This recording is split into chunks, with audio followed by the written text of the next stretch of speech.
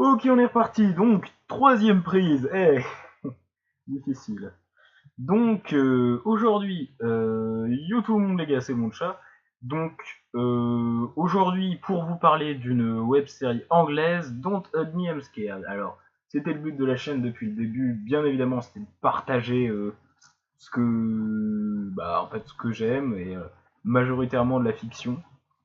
Donc aujourd'hui c'est Don't Hug Me I'm Scared, donc qui est une web série anglaise qui a été créée par Joseph Pelling et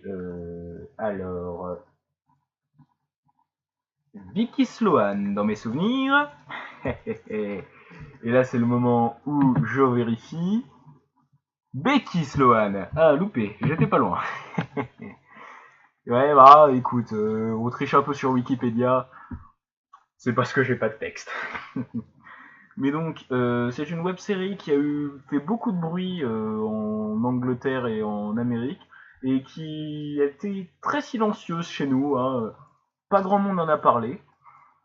Et du coup, bah, j'aimerais vous partager aujourd'hui mon expérience avec cette série. Donc, Don't Hug Me I'm Scared, c'est l'histoire de trois personnages. Alors, ils sont pas nommés clairement, je vais les appeler par leur nom générique qu'on leur donne la plupart du temps dans les théories d'ailleurs, parce qu'il y a eu beaucoup de théories autour de cette web série. Donc, l'homme jaune, l'homme vert et l'homme rouge. Donc, on va suivre leurs histoires dans ce qui ressemble à un programme éducatif pour enfants, un petit peu à la Sesame Street. Alors, il va falloir que j'arrive à bouger mon enregistreur, voilà. Donc un petit peu à la Sesame Street pour ceux qui connaissent. Et sauf que là, évidemment, bah, c'est une web série et donc tout ne se passe pas bien comme prévu. Effectivement, c'est une série surréaliste. Donc à un moment, ça va forcément partir en couille dans tous les épisodes et c'est d'ailleurs très très bien amené.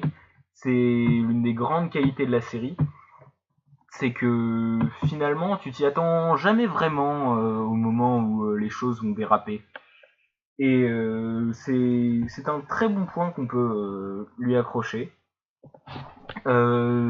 Sinon, bah, évidemment, il y a un propos de fond, hein, comme toute bonne web série. Don't Hug Me I'm Scared, ça critique le lavage de cerveau qu'on fait subir aux enfants, bah, finalement dès le plus jeune âge, hein. Et donc tous les épisodes vont se passer avec une espèce de professeur entre guillemets, qui sera un objet lié au thème de l'épisode. Donc par exemple le thème du premier épisode c'est la créativité, le thème du deuxième le temps, le thème du troisième l'amour. Et toujours ce professeur entre guillemets va avoir va essayer de transmettre une idée ou une idéologie très très dangereuse. Comme par exemple, alors très très dangereuse, ça dépend, mais c'est toujours légèrement perverti. Tu sens que le machin, voilà. Si on lit entre les lignes, donc par exemple dans le premier épisode, l'épisode sur la créativité, bah finalement tu te rends compte qu'en sous-texte, bah ça pose des limites à la créativité, chose qui ne devrait pas exister. Dans le deuxième, on a une idée très bloquée du temps, parce que le deuxième épisode parle du temps. Le troisième sur l'amour, on dérive sur de la propagande religieuse, ce qui fait toujours le sujet de fond de la série. Et derrière, on a ce surréalisme qui est vraiment omniprésent et qui est complètement délirant parfois. Donc alors, vu que une démonstration vaut mieux qu'un long discours, je vais vous mettre une partie du premier épisode que je vous conseille d'aller voir par vous-même. J'avais oublié de le dire, mais tous les épisodes sont en comptine. C'est-à-dire qu'en fait, les personnages changent. Et c'est en anglais. Bon, c'est pas de l'anglais complexe, hein. C'est pas niveau énorme. Donc le premier épisode, notre professeur il se trouve là. Donc c'est un bloc-notes, comme vous avez vu. Alors je vais vous le passer pour passer directement au moment où ça devient surréaliste. Alors il y a typiquement cette scène-là, elle est pas vraiment surréaliste, mais c'est un truc qu'on voit beaucoup dans le cinéma de genre. Using your minds to have a good time. I might paint a picture. Donc là, le Yellow Guy, le Yellow Guy, je commence à l'appeler en anglais, il a dessiné un clown et on a cette scène. Whoa there, friend, you might need to slow down. Et cette scène très longue où il y a le liquide noir qui coule et il n'y a plus de son, plus rien. Here's another good. C'est assez marrant, hein, parce que c'est très souvent utilisé dans la série, cet arrêt total du son, des paroles, et puis quelque chose de chelou qui se passe à l'écran. Alors typiquement dans l'épisode 3, il y a une scène beaucoup trop longue. On a l'homme vert, donc lui, bah, il a pas l'air très vert avec l'éclairage ici, mais je vous assure il l'est. Et il dit ah bah on a fini le pique-nique, et il regarde la caméra. Et ça dure pendant à peu près 10-20 secondes où il regarde la caméra et il se passe rien. Et t'as vraiment l'impression que, bon, c'est une peluche, hein, ça c'est une espèce de poupée, mais une poupée, une marionnette. Je me perds dans mes mots, moi. C'est une espèce de marionnette, mais t'as vraiment l'impression qu'il est en train de chercher à l'intérieur de ton âme avec son regard. C'est assez dérangeant. Et donc, évidemment, à partir d'un certain moment, ça commence à partir n'importe comment dans l'épisode, et c'est vers la fin. Je vous laisse apprécier.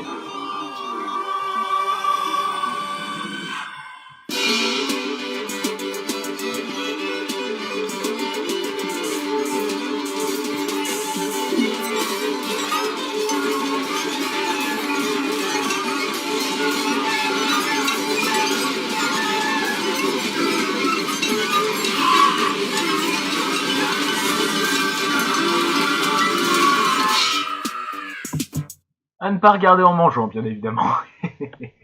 Ah, je déconne, mais effectivement, on a ce gros décalage qui se fait avec le reste de l'épisode, qui est plutôt dans l'absolu joyeux et sur un bon ton, même si on a bien sûr cette idée de fond qui est toujours n'écoutez pas ce que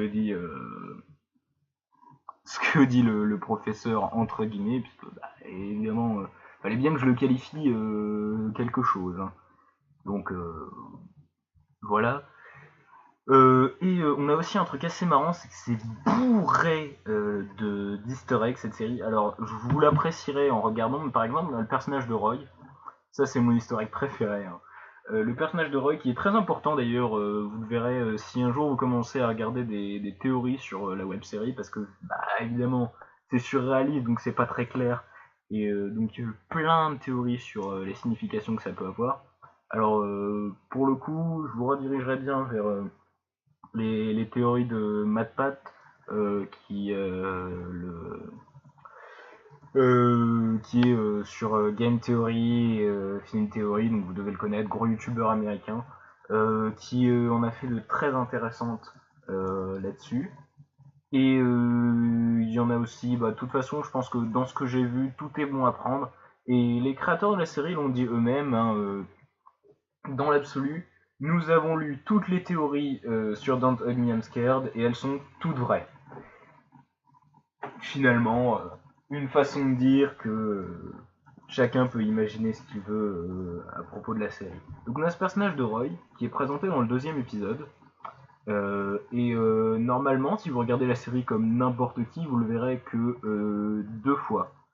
En fait, dans le deuxième épisode, lorsqu'il est présenté, d'ailleurs dans le deuxième épisode, vous le verrez regarder du porno.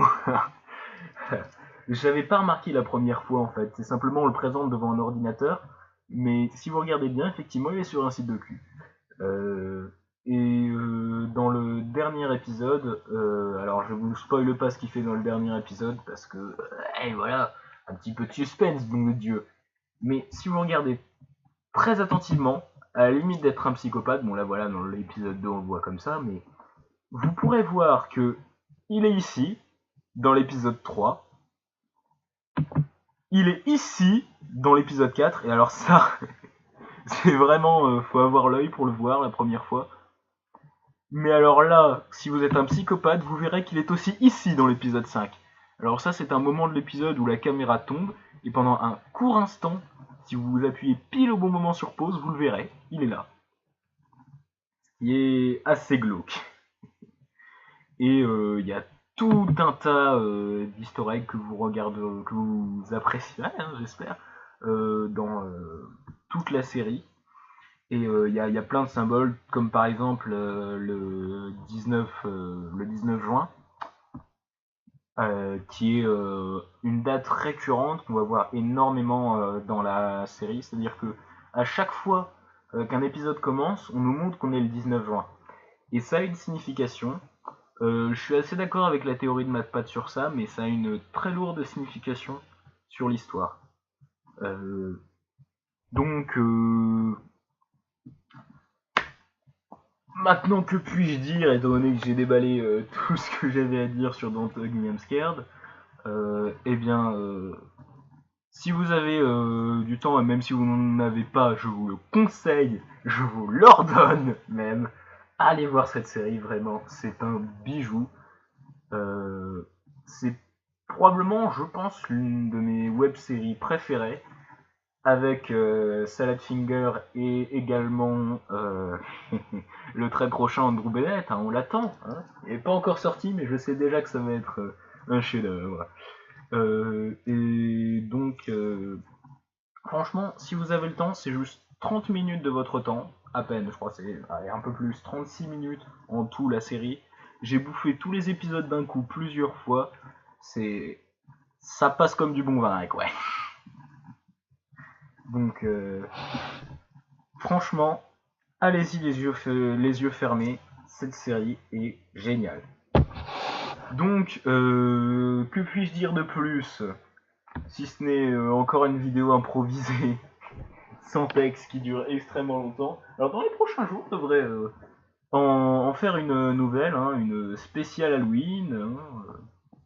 Je vous laisse dans le secret à ce niveau-là. Mais sinon, c'était bon chat, et puis ciao et à la prochaine fois.